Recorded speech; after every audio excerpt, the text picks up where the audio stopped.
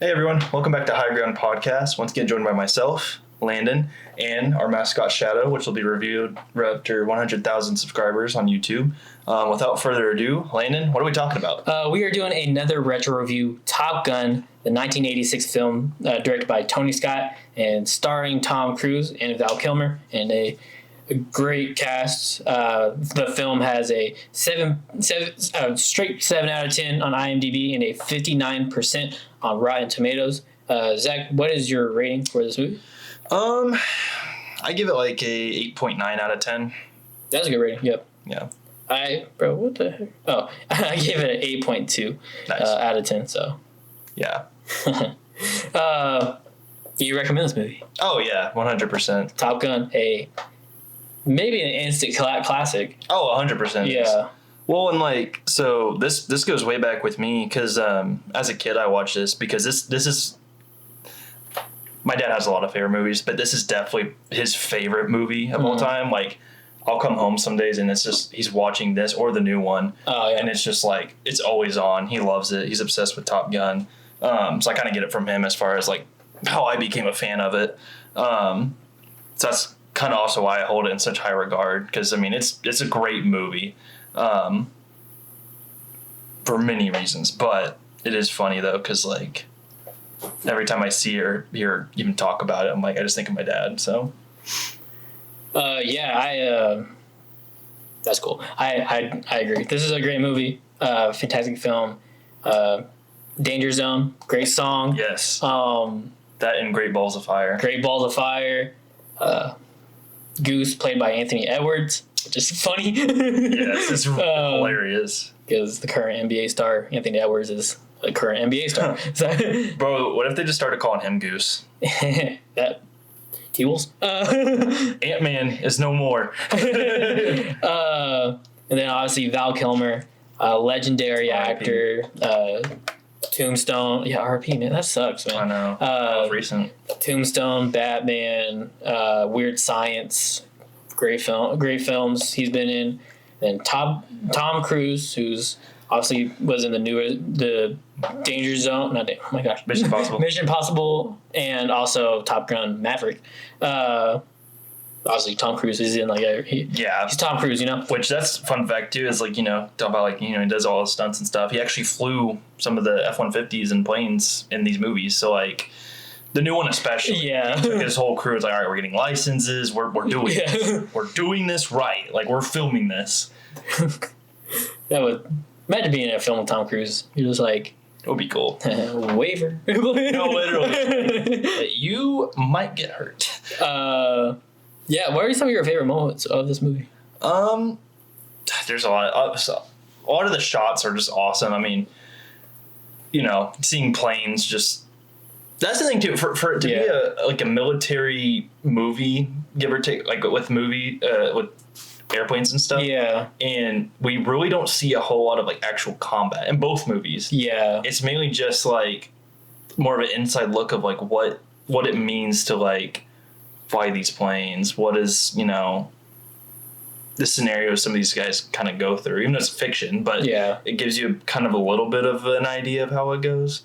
Because it's not like boots on the ground, like we're killing people. It's you're in a plane and you're just dogfighting. Like literally. You either kill or be killed, but sometimes it's more just flying and evading than anything. Some of my favorite shots are like, my favorite shot in this one was when they're, in the bar and Goose is playing on the piano and you shake my nerve and, like that whole thing. Like, it's iconic. Like, I quote that all the time because my dad, but. Yeah. I mean, iconic.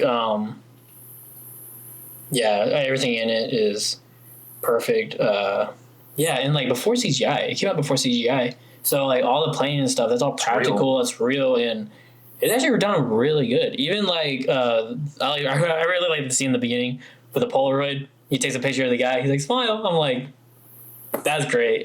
Goose and Maverick are like iconic duo. Yes. And tell me about the sad scene. Yeah. Spoilers. Again, if you haven't seen it, it's been 40 something years. Yeah. Just about. It was from the 80s, 1986. So, yeah, Goose, R.I.P. He was my favorite. and I hate that scene is so sad because it's such a horrible like. It just goes to show like I mean it was an accident. Like it wasn't even like he died in combat or anything. It was a training exercise, and like I'll never forget when I first watched that scene. I'm like, no, he's not dead. It's like, him? Like that was a canon event for me as a kid because like again I watched it with my dad. I was like, no, like he's not dead, right? And my dad's like, well, you're gonna have to learn, son. Like, people die. literally, no, that was an eye-opening moment. But no, it's like and again, like he was my favorite. He was hilarious. Yeah, he's kind of like the goofy guy, the goofy friend that you have. Plus Anthony Edwards. This is kind of a fun like little random fact. I don't know if you ever saw the show, but it's called ER. That was like Grey's Anatomy before Grey's Anatomy was a thing. Back in the day. I say back in the day, it was 1994 to 2009. So he played a character in there. And I'm talking about my dad a lot, but that's another thing he really loved was ER. And he's like one of the main doctor characters in that show, which is also like Anthony Edwards just has a lot of tragic characters. I'm not gonna lie. So, but hey man, you down to die again? Yeah, like literally. But what's funny though is if you watch ER and you know his character, he looks nothing like Goose. Like the day I found out that's the same guy blew my mind. Really? Like like literally look at ER Anthony Edwards and then look at Goose Anthony Edwards, put the photos side by side, and you're like, that is not the same person at all. Huh? All right. It's crazy, but yeah, it's really funny. But yeah, so you have that, and then obviously you have Iceman. Iceman, dude, such a cool character. Yeah, went from being such a bad guy, and then I know, to like such a good character. And then the iconic scene at the end when they're all that's something too. The ending where they're all celebrating was such an iconic scene. Yeah. Like, every time I think of Top Gun, not that, but like they're on lifting them up and everything, and then like you can fly with me anytime. But it's like cinema. Yeah, even in the Maverick, dude, Val Kilmer coming back even after like all the surgeries and stuff.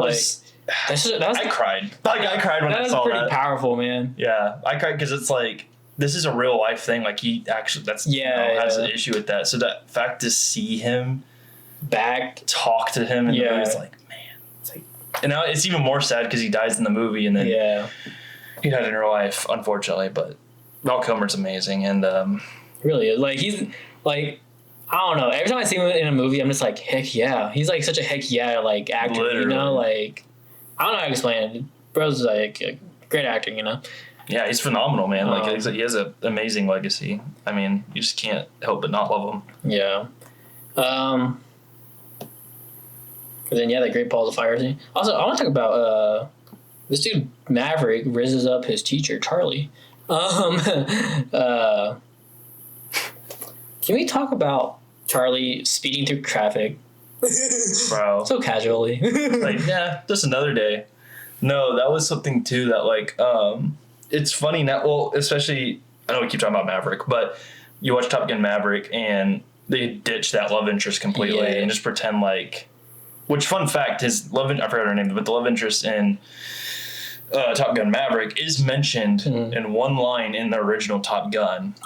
So that's like a fun little fact. But yeah, it's kind of crazy. I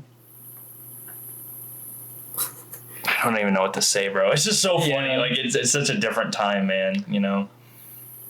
It's like, hey, I've fallen for you. It's like, oh, all right. It's like, it's all right. Be a pilot. Yeah, literally. That too. I've like seen so many stories of like Top Gun, like inspiring people to like join like the Navy and Air Force and all that, and it's like that's pretty cool, Yeah, pretty good feature of a movie to inspire all that.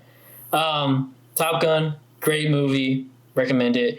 But I want to ask you, so they are working on Top Gun 3 right now. Yes. What would you want to see in that? I don't know, man. Like,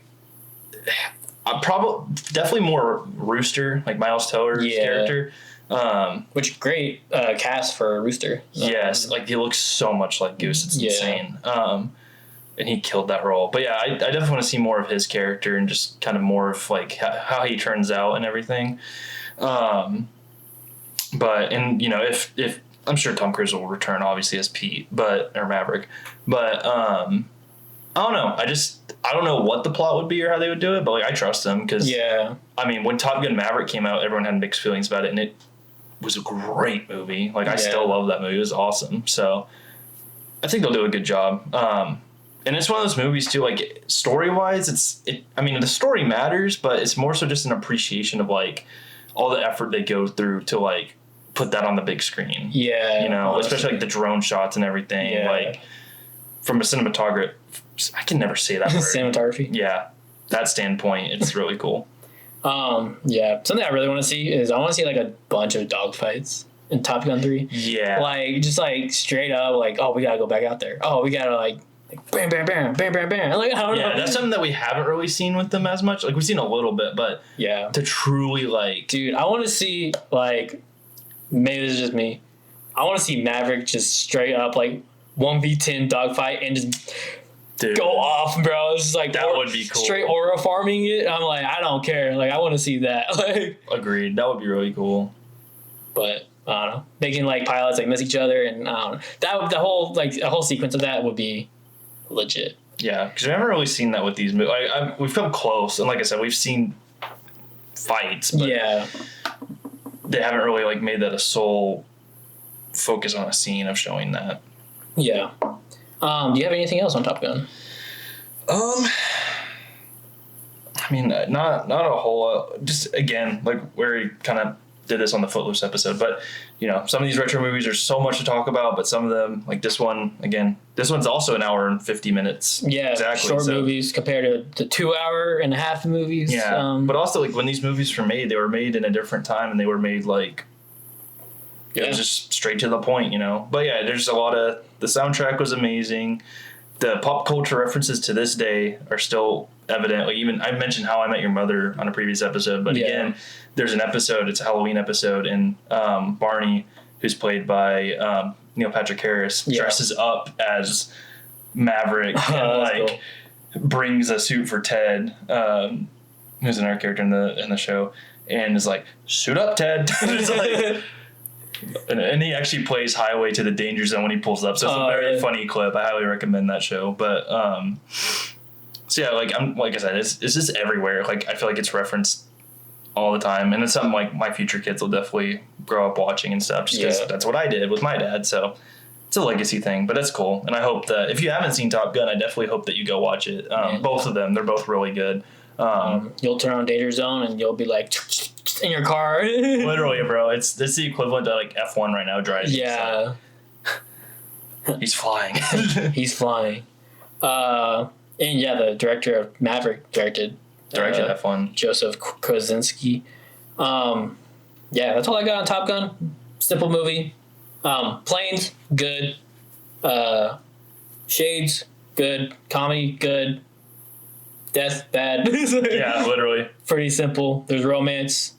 Those scenes are gross. Yeah. Ill. Which is kind of crazy because we haven't talked about this, but Top Gun so it's PG. Yeah. The very first Top Gun is. So back then it's funny because like PG back then is like what PG-13 is now. Yeah. So they got away with a lot more stuff because like there's some movies you watch like Beetlejuice. I remember telling you like the first time we watched the first one. And he just straight up drops the F-bomb. I'm like, wait, what? It's PG. Like, but which is low-key, like that was low-key great like back in the day in school because like you can only show PG movies. It's like, all right, it's like Back to the Future. Right? It's like all right, loophole. Cool, man. Yeah, that's all I got. Yeah, that's all I got. Cool. Here's my ball. Sir. Random question. If there were to be a sequel of an 80s movie that has never been made, which one would you want to be made? Sequel. Yeah, sequel. I'm trying to think. Dude, that's a hard question because there's a lot of 80s movies that, and also I don't even know how many have and have not been made a sequel. Just do a quick search real quick. Stay with me now. No. If you haven't seen Top Gun and you watch this whole video, or listen to this whole podcast, please comment below, why did you listen to this whole video and podcast if you haven't seen a movie that came out 4 years ago. We do appreciate you for listening, though. Don't take that the wrong way. Oh, E.T. E.T. 2? Yeah, I'd say that one. Because that one hasn't been done. That's it. Like, if you look, I just looked up 80s movies. I didn't mean to cut you off, but like literally like 90% of these already have a sequel. Yeah. So it's kind of funny. That or, has there been a Gremlins 2? Yeah, there is. Okay, I couldn't remember. Hulk Hogan's in it. Oh, I didn't know that. Oh, also, no, I'm not gonna say Princess Bride. Don't do it. Don't even do it. think about it. If you even think about making a sequel to that, we have beef. Don't do that, please. What if they made a sequel and it's literally like the kid telling his grandkid about the exact same story, and it's literally the exact same story. They don't. This is the same. It's the same movie, but with like the kid growing up. It's just like,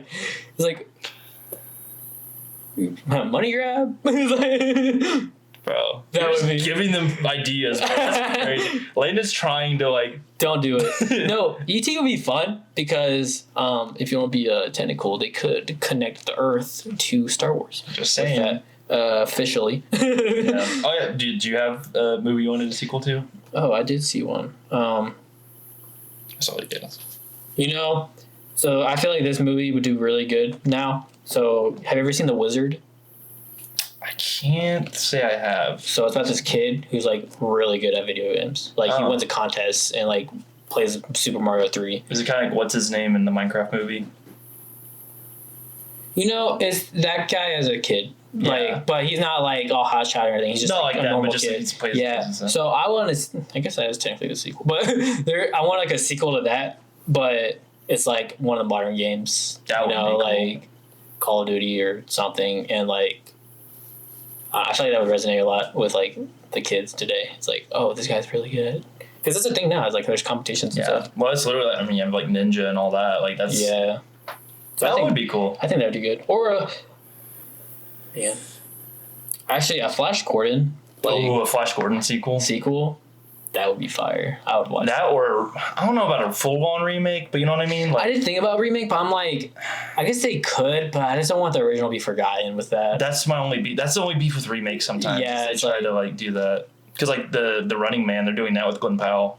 Oh yeah, So it's like that's kind of sad. Yeah. Yeah, a lot of these have remake or sequels already. Yeah. Which is crazy, but Maverick, the Western, like a remake or a sequel to that would actually be really good. That would be a good one to do. Y'all, we love Jesus. Yeah. We love the Bible. We love sharing the Word of God, and I'm gonna do that right now. I'm gonna be reading out of Proverbs 29:25, and it says, "Fearing people is a dangerous trap, but trusting the Lord means safety." Like Zach said, or when he shared in Proverbs. Solomon drops a lot of bars in that. Sure. So I recommend reading Proverbs. And yes, trust the Lord with all your heart and all your soul, and the Lord will provide.